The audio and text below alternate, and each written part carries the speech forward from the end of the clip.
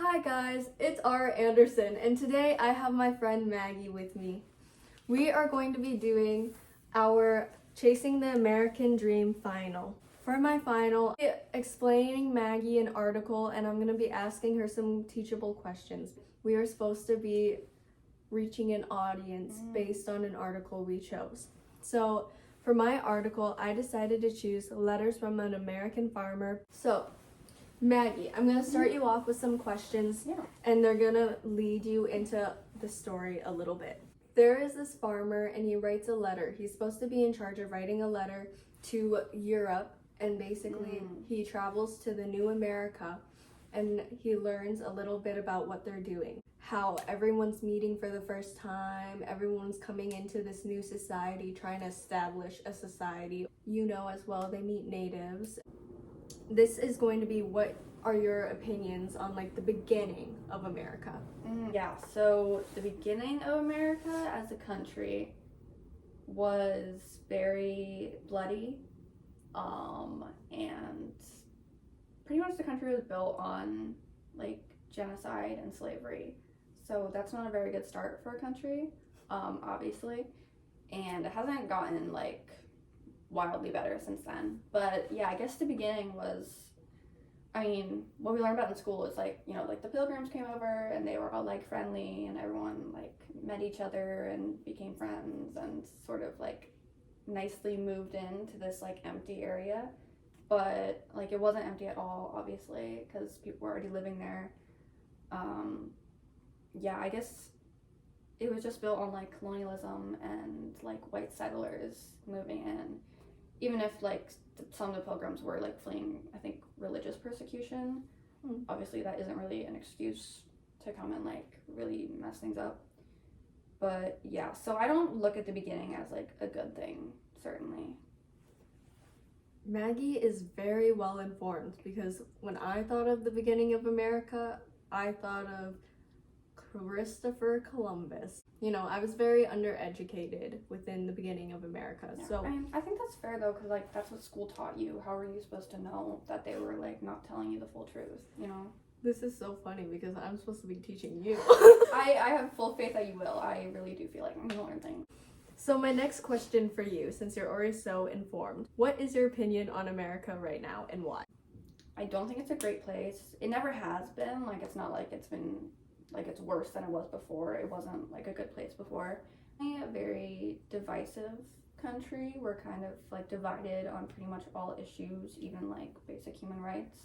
I don't know, like bloodthirsty kind of, like we get involved in all wars. We are still, have our hands deep in like colonialism and imperialism, even if it's like the modern versions of them, are exploiting and creating war around the world. Oh wow. While still like trying to maintain and like show ourselves as a very moral nation when we're not, and really not better than like the other countries that we like shame as being like less developed, which they're less developed because we've been stealing their resources for decades, and so how are they supposed to develop when we're like pulling the rug out from under their feet? That is some info. My opinion on America right now is I'm pretty informed. I'm more informed about social and civil justice rights, basically. And this does, within this article, it speaks very highly of America and the American dream and the hopes for the future of America.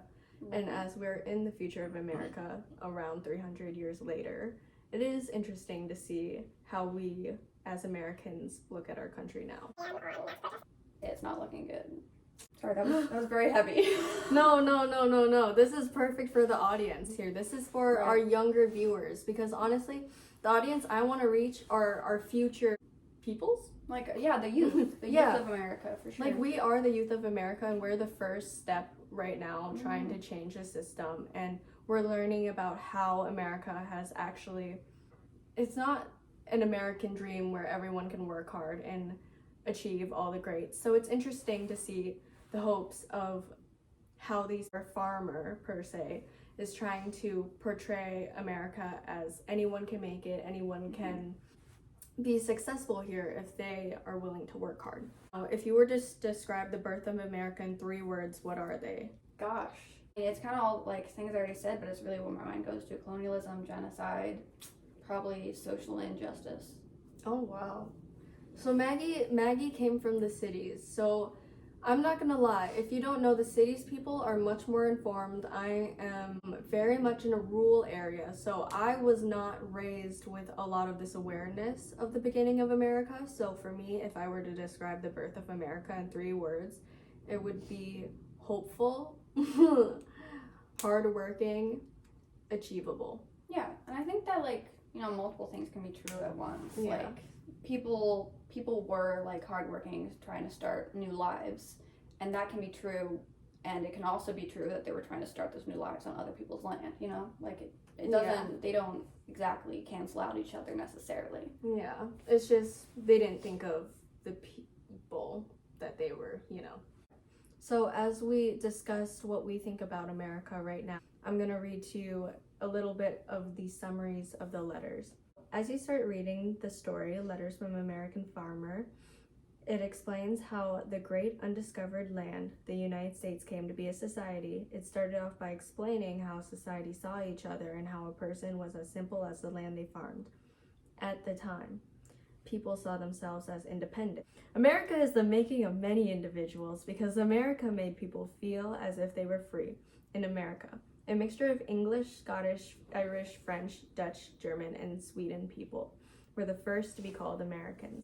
That is from the summary of the story, is what I basically wrote. This is actually a quote. I'm gonna have Maggie read. I'm gonna have Maggie read this quote. He is an American who, leaving behind him all his ancient prejudices and manners, receives new ones from the new mode of life he has embraced, the new government he obeys, and the new rank he holds.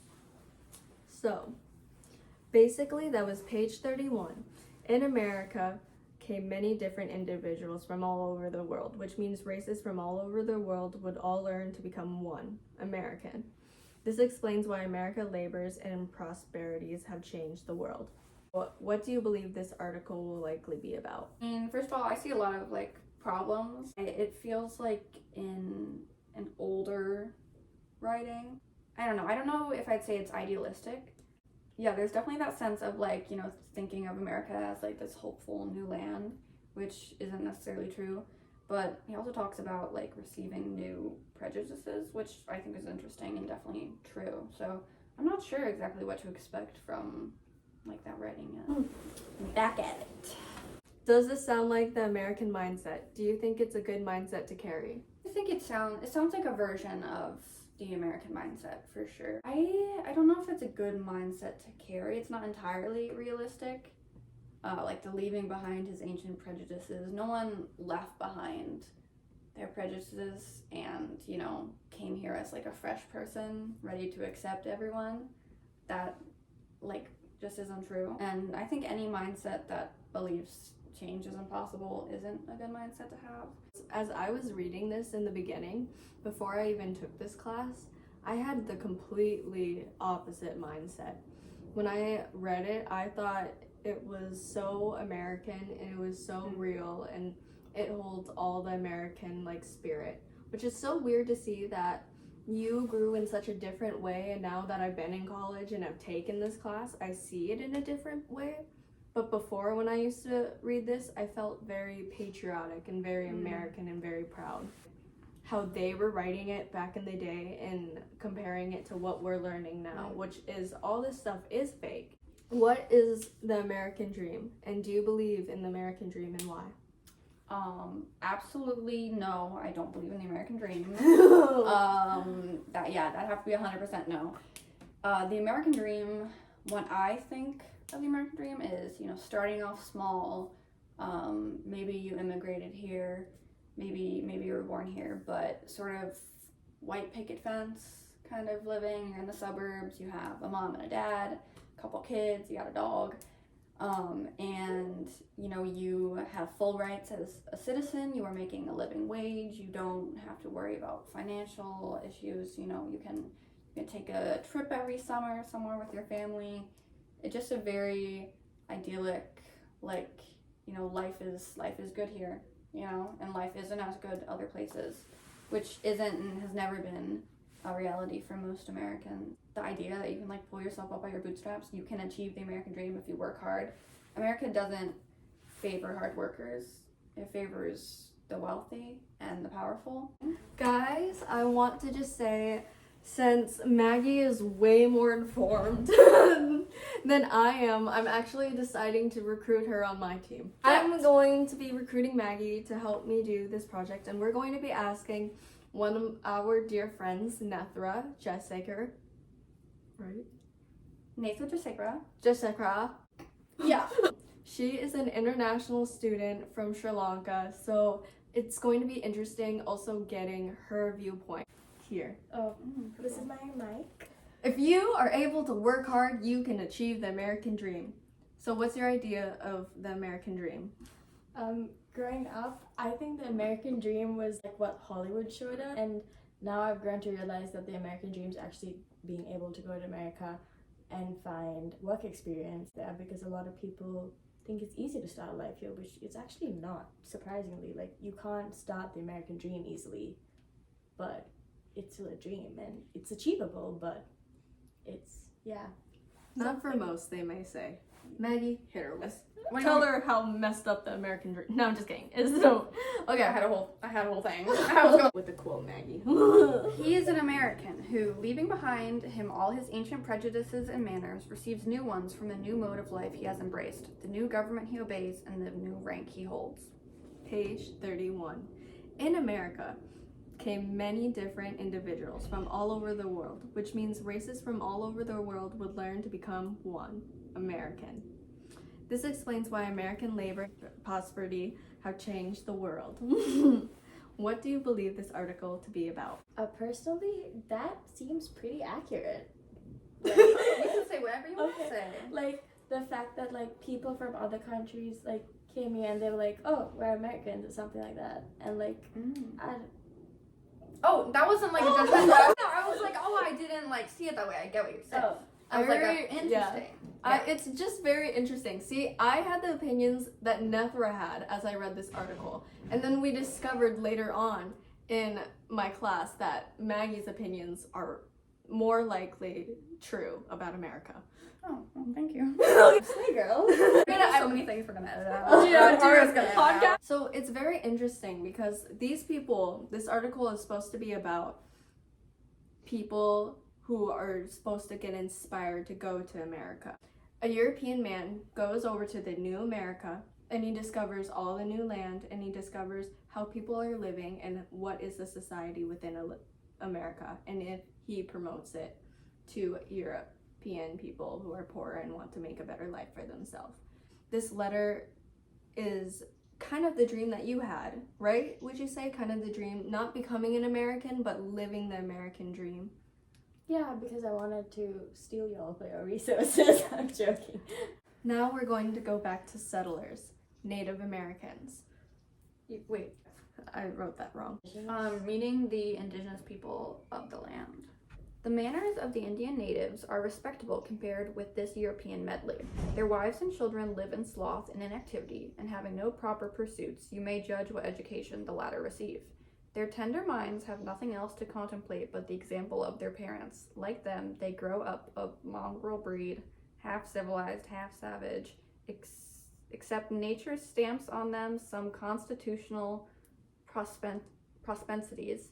That rich, that voluptuous sentiment is gone which struck them so forcibly. The possession of their freeholds no longer conveys to their minds the same pleasure and pride. Rough. So, this is how the European man explained the meeting of a Native American for the first time and seeing one for the first time. So, after hearing this quote from the book, page 9, what about the settlers did you learn? Race. I don't feel they appreciated what they came to. I feel they should have, like, they are stepping on someone else's land. It's not theirs. So be appreciative of it, be respectful of it, respect them. There's a reason they own it. From this quote, do you think it has anything to do with how we treat Native Americans now? Yes. I didn't know much about, like, indigenous people or, like, Native America.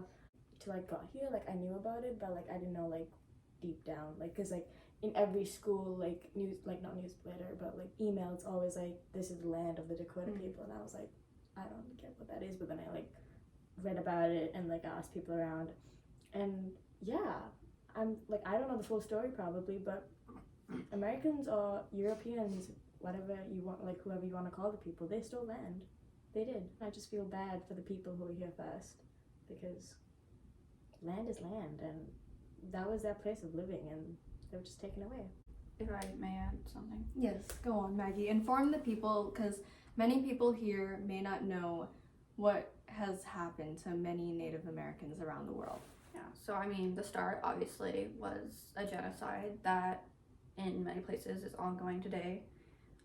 And that can sort of be seen through, I mean, the very poor conditions on reservations, which once you start to think about reservations, it really is a messed up idea, because Europeans stole so much land, and then as a sign of goodwill was like, here, you can have a tiny piece that a lot of them left for that is you. left for you, and it was where you were living, and they often move them to different parts of the country, so it's not even their ancestral homeland. Can I ask, how did they move there? Well, some of it was very long ago, some of it's more modern, but have you ever heard the Trail of Tears? That was in South Dakota. It's called that because so many people died along the way.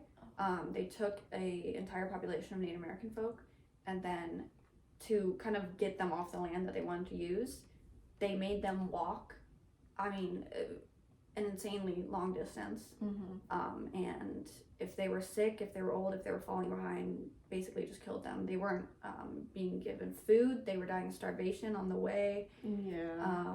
And it was just a very terrible thing, and that happened in many places. Did they like force them out? They did force them out. There was many wars all around the country. Yeah. And, almost no Native American groups like left their land of their own volition. Oftentimes they were made to sign treaties. They were given treaties that were written in English.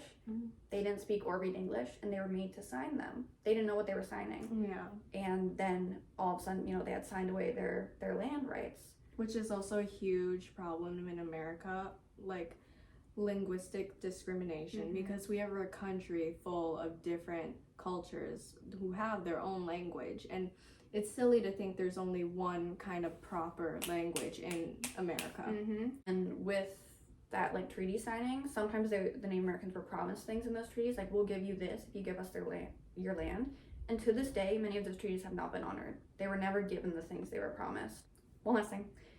Today, we have missing and murdered Indigenous women, which is MMIW. It's an epidemic of Native women who disappear, are never found, or are found dead, and no one investigates because the federal government doesn't care. Oh my god. And And very Indigenous women were also, what's it called, sterilized? Forcibly sterilized Yeah. or tricked, which is another form of genocide.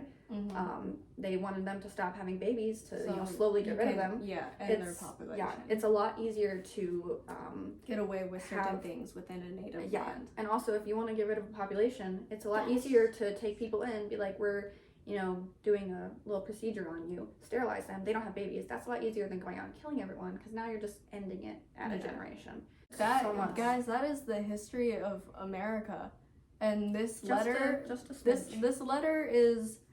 this letter is the past. And basically, we're updating you guys on the future based off this letter, because this letter basically explains the hopes of America. And you know what? We are 3 women of different colors, and we're here telling you the truth. This is America, and this is what happened.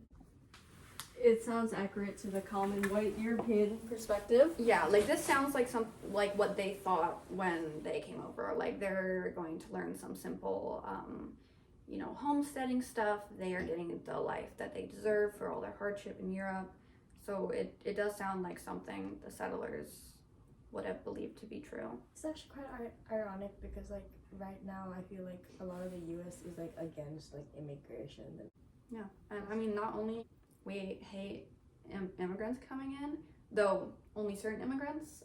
We're okay with mostly white European immigrants, but the majority of us are immigrants ourselves.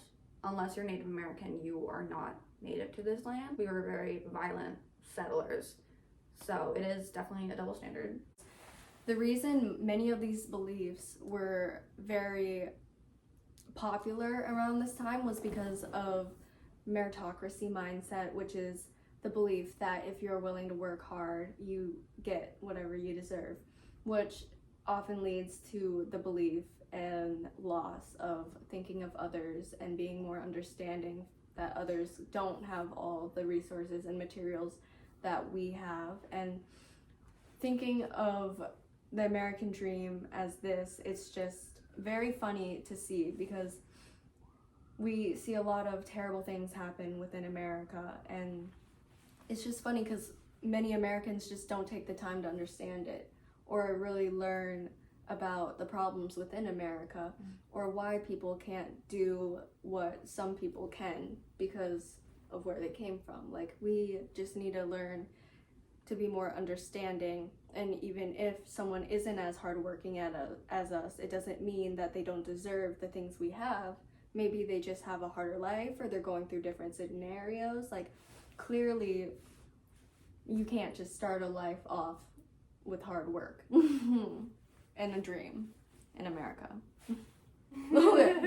Though this letter explains all the hopes and dreams of the first settlers in America and how successful this writer believes America is, a land where the poor can get another chance to make a life for themselves and cut ties with their native country, because this land carries a new dream, new life, and new possibilities to reach.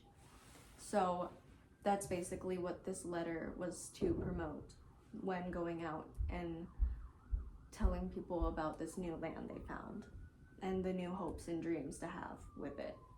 So, as I explained and asked you questions earlier, what would you say about this article? I feel like I learned a lot, but not from the article itself, but from the perspectives I got from the both of you, and I thank you for that because I learned information I did not know before, and I learned something new every day.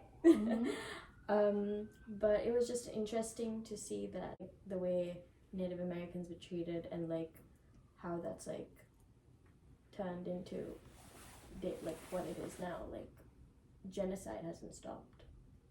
You would think after what America's been here for 300 years, something would have happened. We've grown as human beings, but to be honest, I don't really know, and it's scary because I can get deported any day. Can you get deported, Maggie? I don't believe so. Committed treason. You get deported for that? That might be a thing of the past. Honestly, I'd probably just go to jail forever. Okay.